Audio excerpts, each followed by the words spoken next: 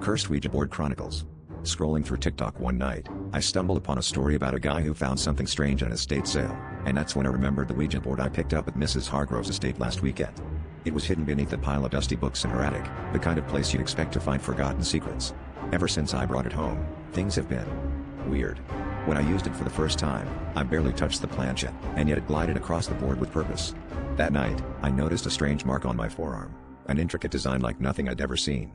It didn't hurt, but it was there, as if tattooed by invisible hands. I tried to ignore it, chalking it up to stress or maybe a prank by my friend who was with me that night. But then the second message appeared, this time on my wrist, and in a language I couldn't comprehend. Curiosity overcame me, so I started using the board more frequently, documenting each session meticulously. The messages began forming sentences, still indecipherable, yet hauntingly familiar. It was as if my body had become a canvas for something ancient and sinister. My dreams grew unsettling, filled with shadowy figures whispering in a language that echoed the marks on my skin.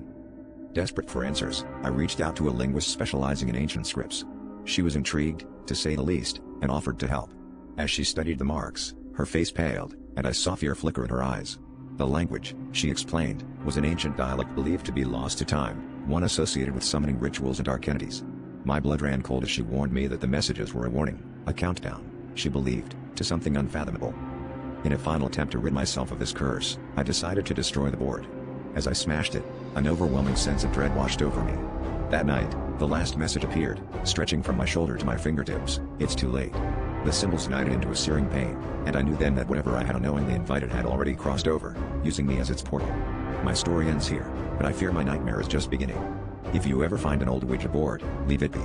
Some doors are better left closed.